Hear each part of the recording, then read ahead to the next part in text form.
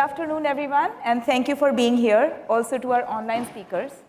You know, you've spent the whole day here today hearing about how 5G is powering a connected intelligent edge, well beyond the smartphone to laptops, PCs, IoT, auto, retail, and more. So we're here to, this panel, our discussion, is going to take a step back and focus on really the paradigm shift this technology is enabling in creating a fully connected economy, and what is the overall economic impact of that shift. As you all know now, 5G, unlike the previous Gs, is not a technology about just connecting people to people, right? It's designed to connect everything, everywhere. And when we model it, I like to think of this as the railroads, the airways, the waterways of tomorrow, or the infrastructure of our fully connected future world. And as an economist, I just want to take a step back and share with you, why this technology is coming and meeting the world at such an important time. Now, I think, at some level, all of you recognize that economic growth and productivity is driven by technology, right? But let me just make it a little bit more concrete for you. In the 1980s, Robert Solow won the Nobel Prize in Economics for demonstrating that 80% of economic growth comes from technological shocks, not from labor, not from capital, really important inputs in production, because all those inputs scale linearly, 1 unit of input, 1 unit of output.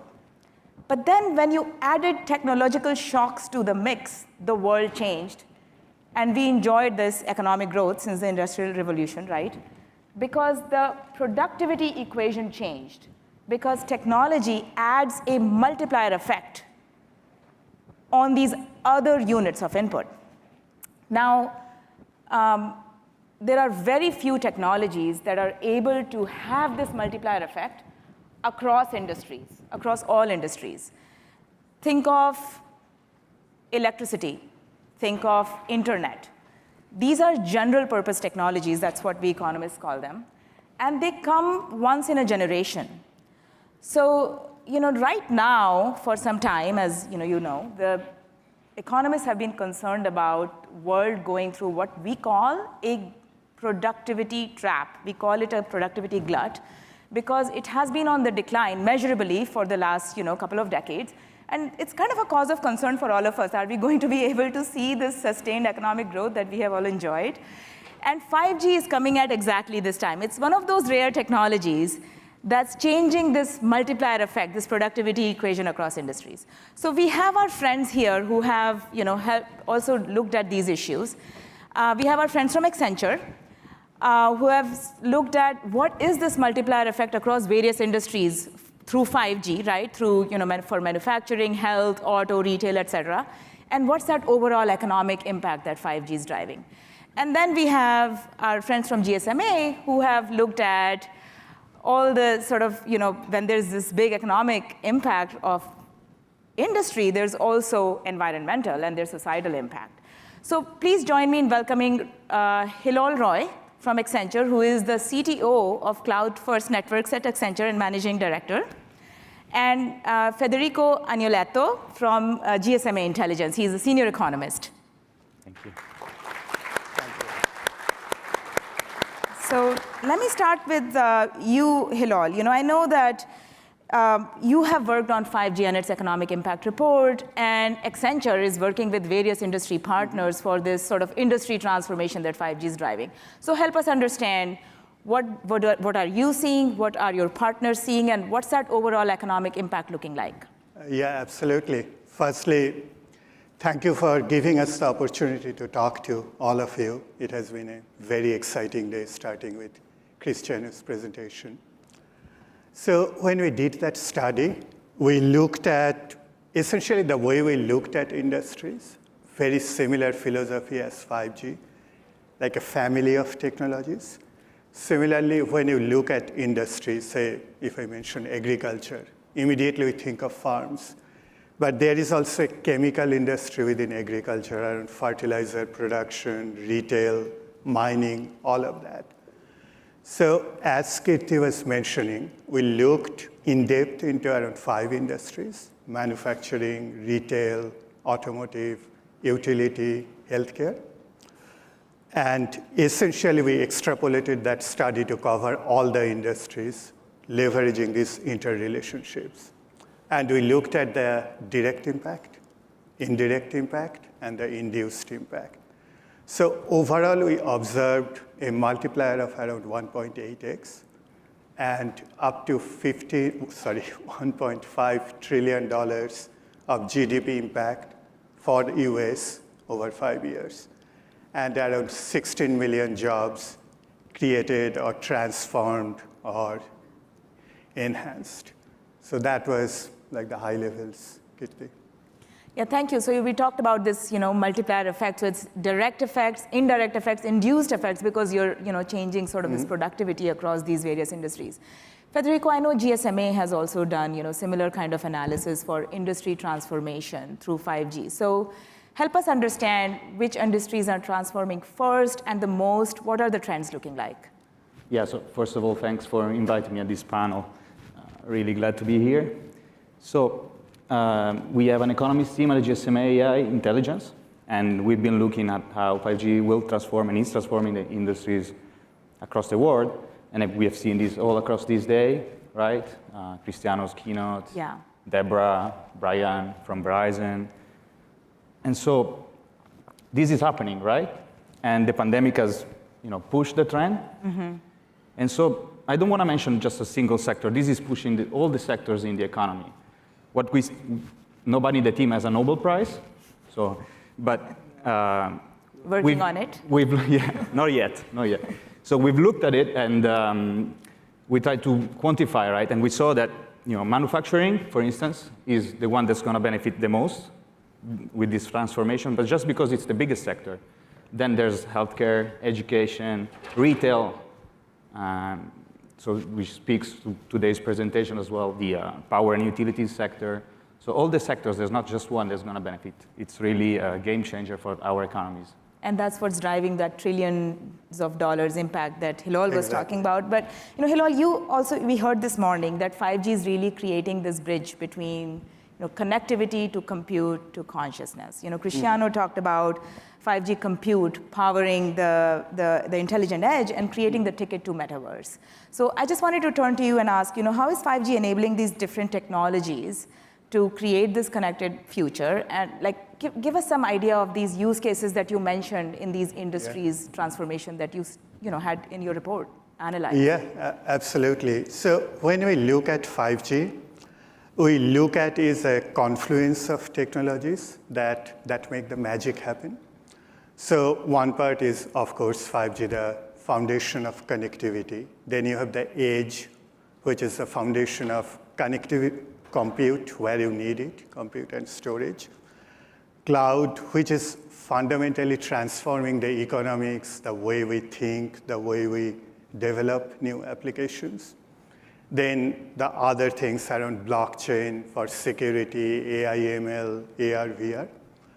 So when you bring all those together, so for a manufacturing client, we recently did a trial using high-speed connectivity, then the edge compute from Microsoft. And we built use cases such as they are stacking the boxes, are they putting the heavier boxes at top, or are they putting the lighter boxes on top? So automatically detecting it and fixing it so that things don't topple over and take someone along the way. You just heard from Stellantis. We did a trial with them in Brazil, where we brought in edge, 5G connectivity, video analytics, and the proof of concept or the trial was around as the cars are moving through production line, use video analytics to do a real-time quality control so that it doesn't go out to the dealer, doesn't go too far, that a recall or fixing it becomes too expensive. And all that happened with video cameras getting you the data, 5G moving it to the compute very quickly, edge being right there, you get the results back right away. So the production line can make real-time decision on how this happens. And then the other part, I think Azita mentioned it before, that the entire paradigm is shifting from hardware-based solution to software. We also saw that in the grid expertise, that presentation. And the advantage there is you can keep iterating. You don't get it right the first time, you can fix it, you can optimize it, you can tweak it, leveraging all these tools and the solutions. Roy, Hilal, can you make this a little bit more concrete for us? Like, why not 4G? Why 5G? Why not Wi-Fi? Can you make this a little bit more concrete for, what are the key use cases that, requirements that these use cases need? Absolutely. So I'll probably start with a personal example. So I was buying a dress for my daughter, and dad buying dress for her daughter by himself. Like a perfect use case of Murphy's Law. Like, it will be explained why the color is wrong, style is obsolete, all that. But keep the qualitative problems aside, looking at quantitative, I had a very peculiar problem. So she is 11 and like thin and tall. There were dresses for 8 to 10-year-olds or 12 to 14-year-olds, and she can fit in either. So I'm like, which way do I go? Then kind of the engineer or the technologist in me kicked in. We'll go with 12 to 14. Simple answer, she will grow. So the reason I went there, when you look at 5G and this entire platform, think of it as a living platform, not something you put in there today, and it will stay that way for next year, 2 years, 3 years. It will keep evolving. So go with a solution that is evolving. So when we talk about 5G, we always talk about mobile broadband, low latency, massive IoT. Great. But there are also a bunch of what we call unsung heroes in 5G. So if you think of the slides Cristiano had, release 17, 18, lot of features. We don't always talk about them, but they matter a lot. So I'll pick a very simple example, integrated access and backhaul. So we were working with a mining client, and they right now moving a lot of their earth movers using Wi-Fi, but they're trying to move to 5G to get better control and essentially better coverage. And we talked about that, from 100 access points or so, you will probably come down to 10 or so, and that will be good, and you can wear those up a lot less expensively. And they're like, no, you don't understand. Those 10 poles that we are talking about, we are a mining company. We might go and dig that up a month from now. So we can't do rewiring. So that's where comes this integrated access and backhaul, literally plug and play. So solves the problem for the industry. Mm-hmm. So there are a lot of other examples Cristiano had around this overall cloud nativity. So your enterprise workload, your network workload, IT, everything you can play around, get the elasticity. There are range enhancements that he announced with X70, not happening with 4G, happening with 5G. 20% range enhancement is 45% coverage improvement.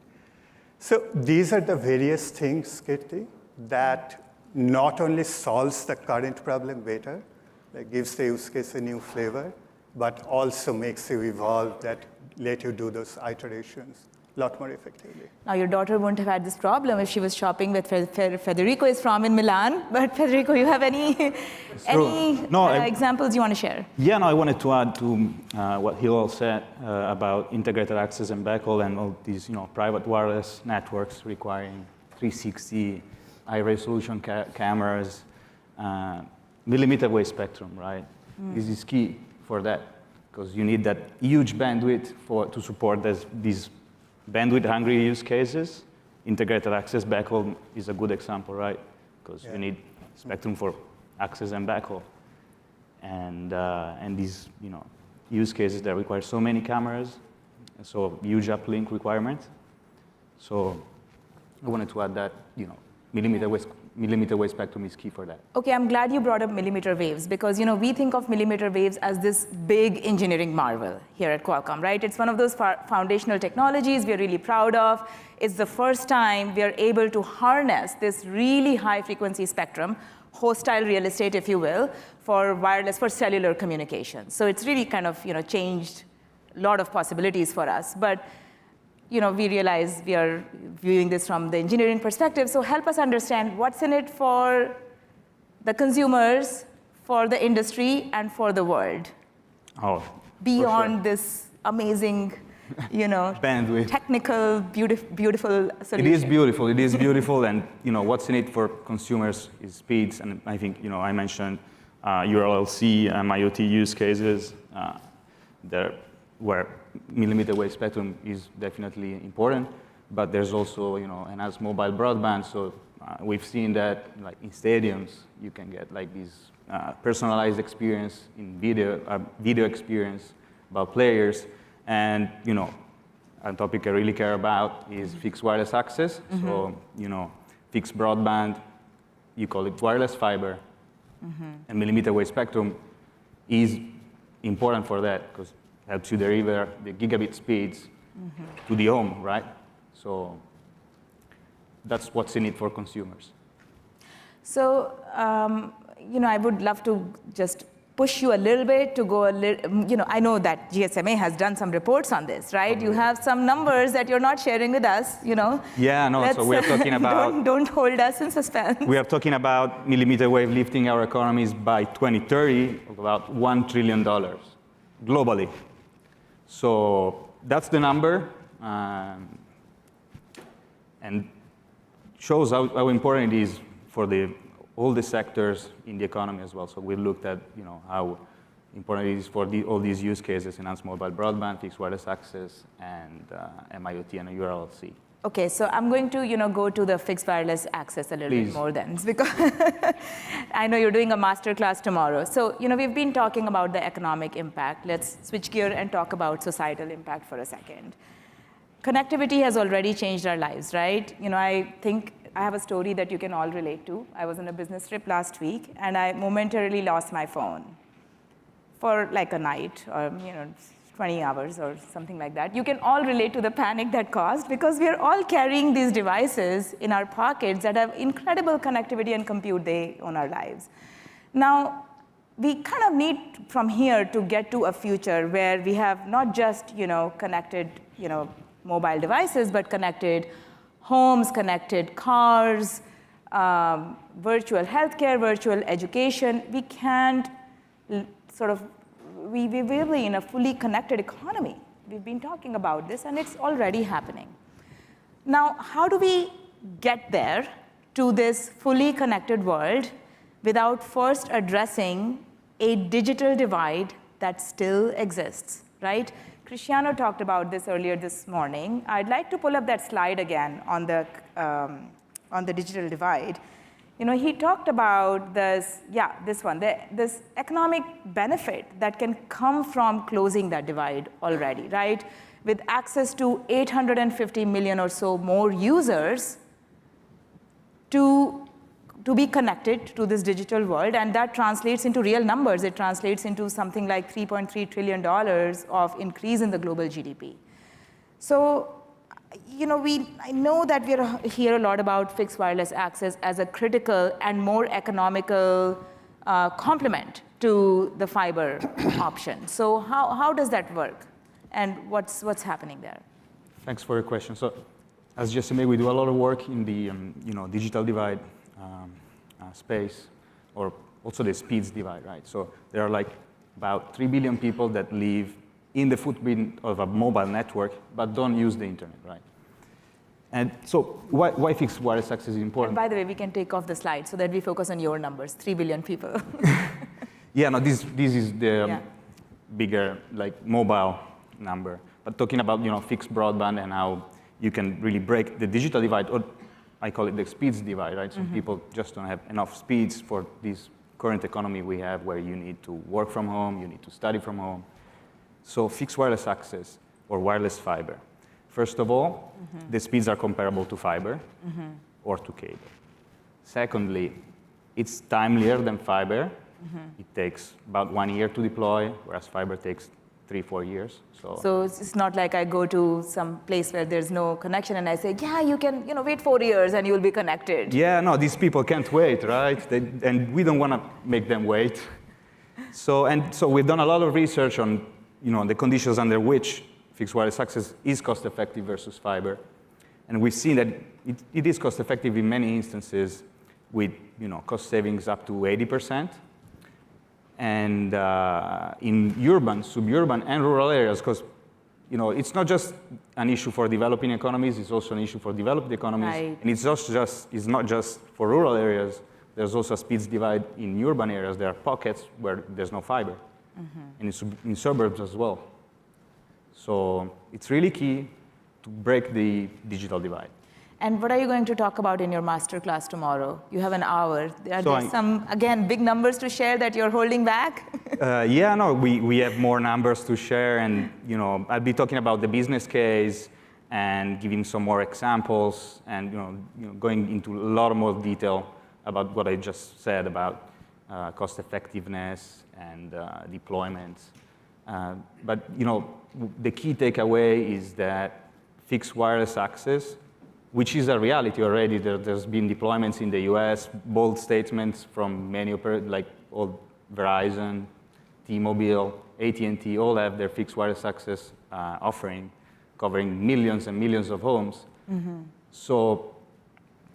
But you talked about, how it's faster, right? Yeah. And it's faster, like in terms of speeds, and faster in terms of getting the solution to the users 1 year The versus time to 3-4 market, years. right? What about cost? Is I hear things like 30% cheaper effectively. What is that? So it depends, Perfect economist answer. Yeah, What's 2 + 2? What do you want it to be? It depends. It depends on the country, on the urban, suburban, rural, but up to 80% cost savings, especially, and it's really cost effective, as you can imagine, when you need to build the fiber infrastructure, so dig or trench and build the ducts, or even place the poles. That's up That's to 80% expensive. is significant. It is, but costs a lot to bring fiber and build the infrastructure. The underlying infrastructure costs a lot, so it's really a huge proportion of the cost of fiber to the home. So that really matters, right? I mean, that we can really sort of usher into this fully connected future if we really bring this digital divide, this last mile, to everything that we're connected to. Hilal, anything you want to add here? Yeah, probably a couple of points. One is you must attend Federico's class, else you will be on the wrong side of digital divide.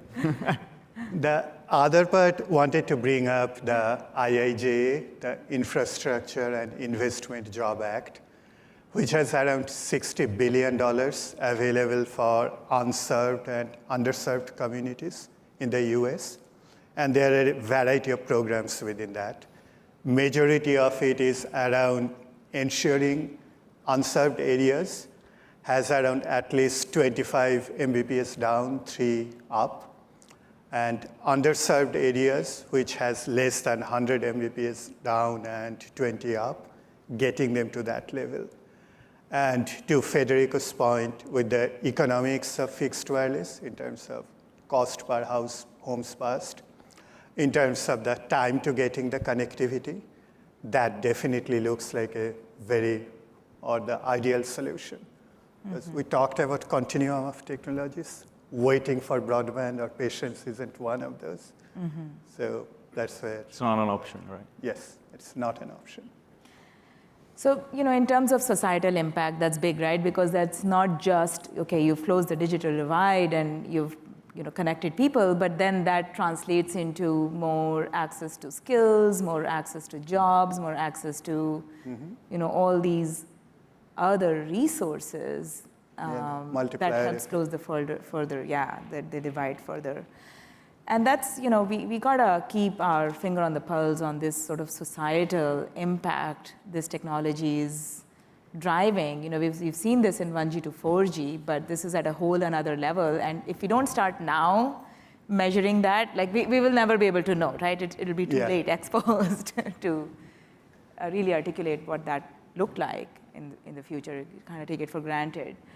I want to switch gear to sustainability a little bit. So we talked about big economic numbers. We talked about industry transformation.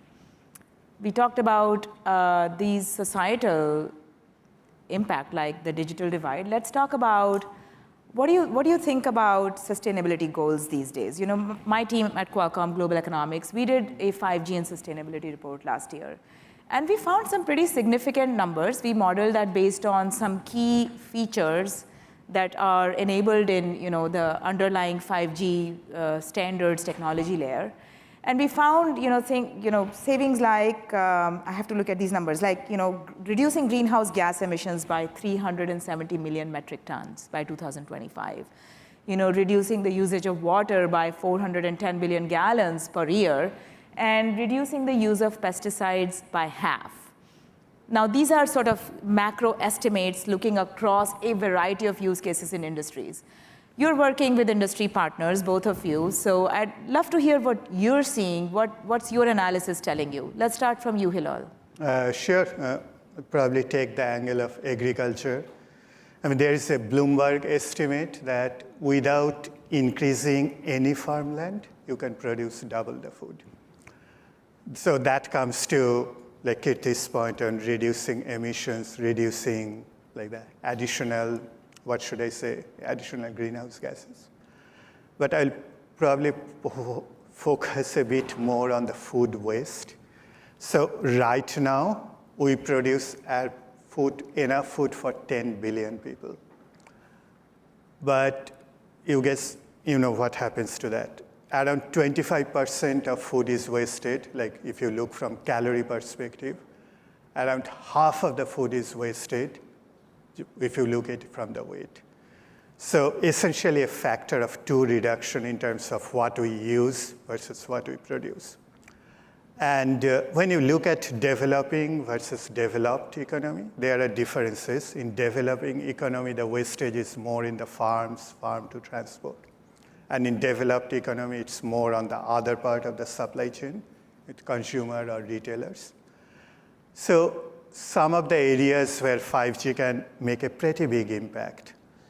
So one of the ideas, and Cristiano talked about it, I think the machine vision in agriculture.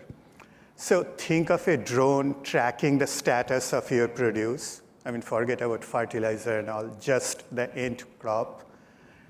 Tracking the status and guiding the harvester that pick them exactly at the right time. And I come from a country of mangoes, and in mango, yam to yak can be literally 12 hours. That's how fast it changes. So think of how much impact you can make just by picking it at the right time, transporting it at the right time. So one part of the equation driven by 5G, video analytics, edge, high-speed connectivity, and getting that extension to the farmlands over fixed wireless. And on the other side, when you look at the retail stores, I mean, the retail stores, they have produce, and wastage is a big problem for them, things going bad. And Deborah talked about some of those earlier today.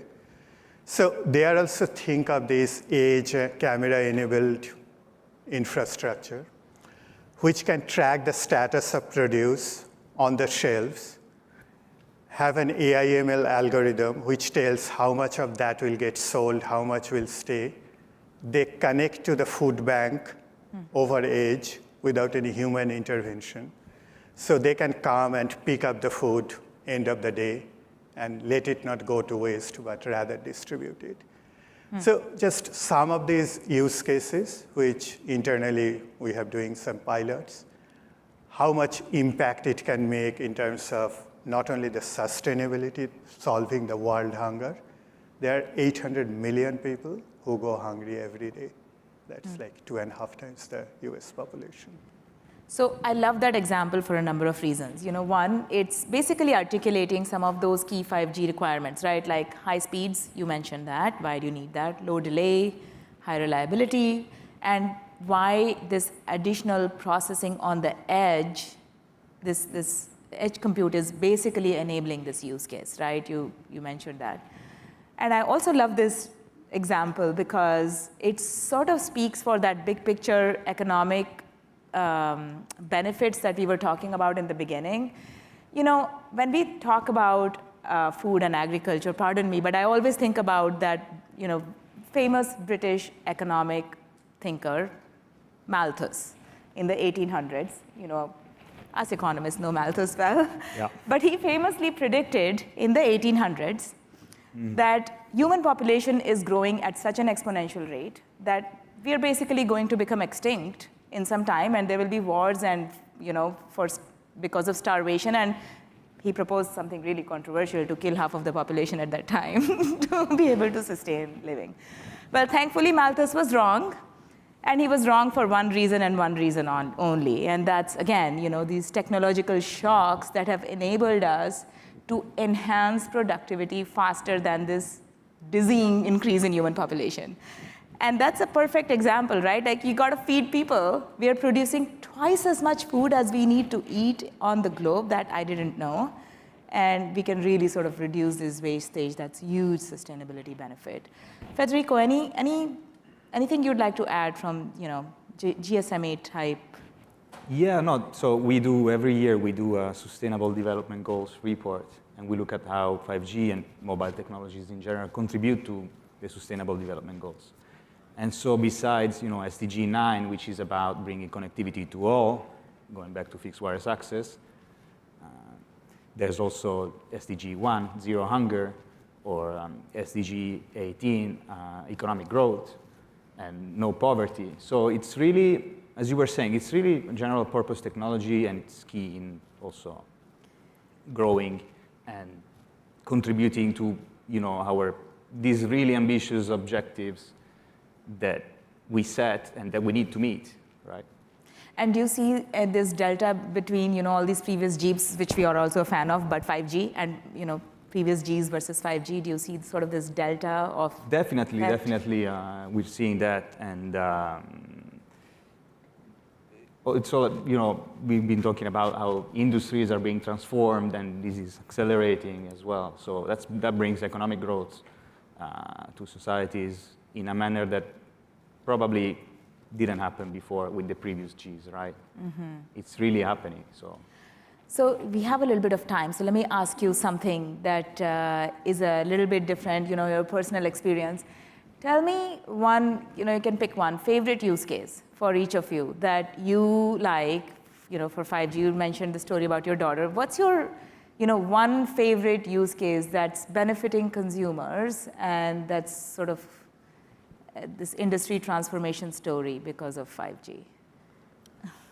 On the consumer side, probably it's kind of getting to an obvious choice, but the overall gaming and the AR/VR experience, I think that's pretty fundamental. I mean, one part of this, your teenager in the home with this weird thing on the head, not listening to anyone.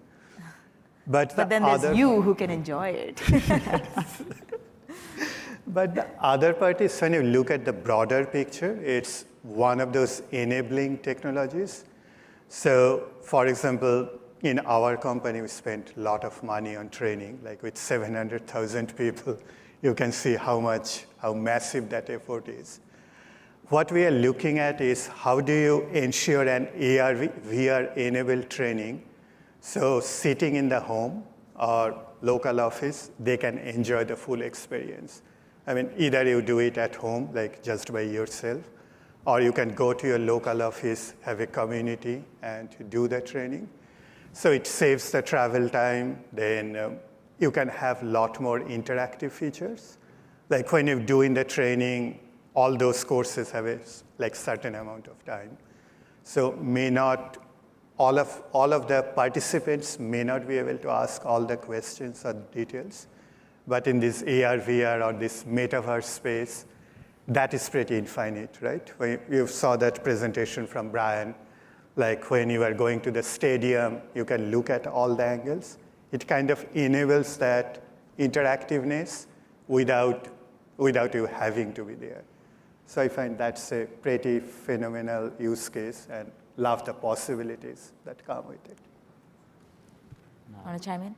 Yeah, no. So besides agri-tech that we talked about and I really love, and fixed wireless access, which I'm going to talk about tomorrow, I think I want to mention the combination of the edge, 5G, AI, machine learning, and how this is improving. For instance, going back to Brian from Verizon and what they are doing in the 5G performance lab. So this combination is really improving the performance of players in the NBA, and I really hope this goes to Italian football as well. And my team needs it, so I support Inter Milan. We're second. We have 2 points to go. We need to win. Well, good luck. Good luck to Inter Milan. Let me ask you this question, and I think the two questions are related. First of all, you work with industry partners, and I've attended some calls with Accenture, for example, convening various industry executives to share how 5G trends are, evolving, and ask them questions on what are the challenges they're seeing for deployment in their industries. So what are those challenges that you're seeing? And second, related to that, call to action. What's our call to action for the industry? What's our call to action for policymakers to really get all these benefits we've been talking about, economic, social, environmental? Sure. So I'll probably essentially mix the challenges and the opportunities, kind of one creates another. So just going back to that point of each industry is essentially a combination of many industries. Like retail is a store, it's a warehouse, it's a transport industry. And each of the components of each industry isn't unique. It's shared with other industries. So when you bring all that together, the challenge is, okay, it's complexity. I am trying to get this retail client to the next stage, but now I have to solve a store experience problem, a logistics problem, then a worker safety problem. The opportunity is the worker safety in manufacturing versus warehouse versus in mining, tons of commonalities. So one part we are doing in terms of overcoming the challenges or looking at opportunities, kind of grouping into 4 main parts. So any 5G or journey to this 5G or this new era, 4 essential parts. One is around digital operations. How do you use the sensors, edge, machine learning, all those more effectively to improve your operations? The second part is what I think Deborah called like grow your analytics. We call it frictionless data. How do you gather more data from all parts of your enterprise more effectively? And it can be even as simple as tablet enablement for your employees. So millions of data that was getting lost with paper now get captured. The third part is around safety and security, cyber security as well as the worker safety or the physical safety. And the fourth part is, in general, how do you use the wireless network more effectively as a platform, better connectivity, may include voice. So now bringing all 4 together, we surveyed around 2,500 industry executives over 17 countries. And the key themes that emerged in taking this journey, first, the business case. Developing that vision on what can be achieved with 5G. So they don't want to buy just connectivity. I think Martin was saying 5G is not a business case. It's a way to a business case. So painting that vision, that what are your benefits along those 4 with this 5G connectivity. The next part, which we all know with great resignations and all, talent. Like the talent supply chain, firstly, it's hard. So one part with automation and all, you can probably compensate some of that loss, but still getting the right talent and then training the talent, the cultural transformation, the additional investment you need for people to, or your employees to think differently. Second set of challenges. Third one is around that overall security and regulation paradigm. So you are trying to certify a device for healthcare versus for mining, very different set of regulatory challenges. So how all those can be unified, and that overall for multinational corporations, like you have mines in US, you have mines in Africa, in Europe, Australia, very different data protection and privacy regimes. So how do you combine all of those? And then the last part is, I think in the last presentation also we heard, how do you change this equation from vendor supplier to an equation of partners? You do co-developed, co-solutioning, probably in terms of some of the things we talked about, Kirti, about protecting the IP, then training the workforce, collaborate on all of those. So those are the 4 main areas we have been seeing. Federico, what's the call to action? What do we do to get this, unlocking all these nice things in your reports, economic, social, environmental impact? Yeah, so we do a lot of work engaging with regulators and government worldwide. And we always argue that they need to adopt policies that are conducive of investment. So spectrum policy is key. 5G needs low, mid, and high band. We know that. Digital skills, that's an area that I care about. Training the workforce as we are transforming the way we work and the industries where most of the work is being done. It's key in developed and developing economies to train the workforce to digital skills. And it's really a huge problem, right? You can't imagine how many people don't really see the relevance of internet. So there are many barriers to internet adoption, affordability, and digital skills, relevance. People just don't see the relevance for them. And so my call to action is about fixed wireless access. And I hope governments can really help operators deploy this technology so that it can be deployed fast, and that's what we need. How? Well, supporting the investment and Spectrum and skills, or something else?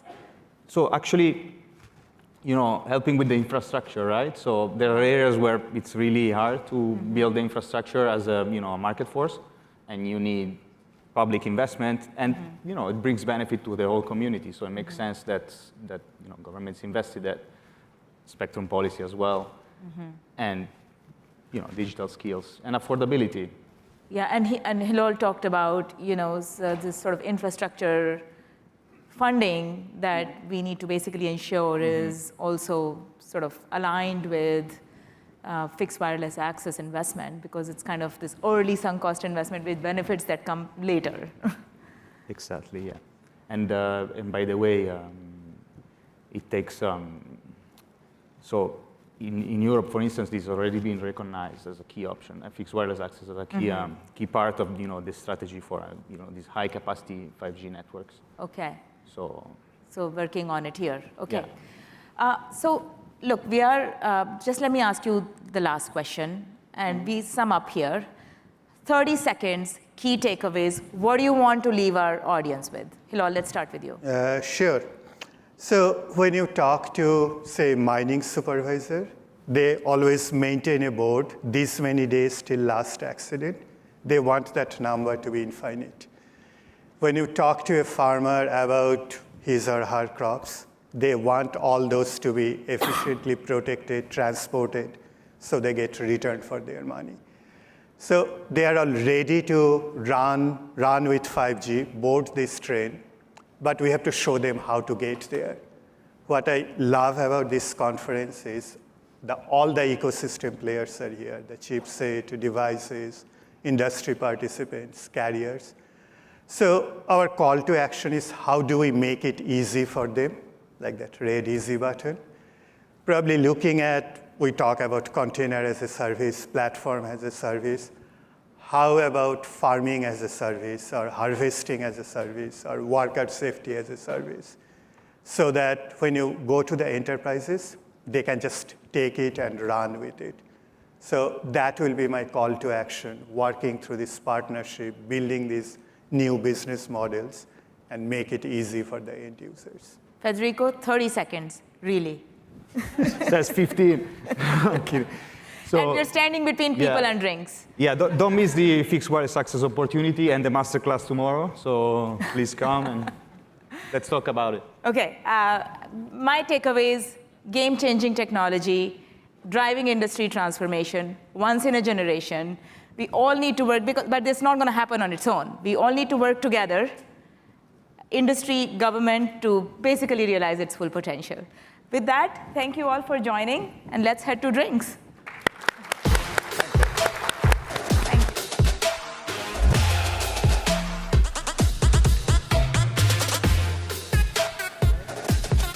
Thank you for attending today's show. Please join us for the 5G Summit welcome reception outside at Lane Field on the lower level of the hotel.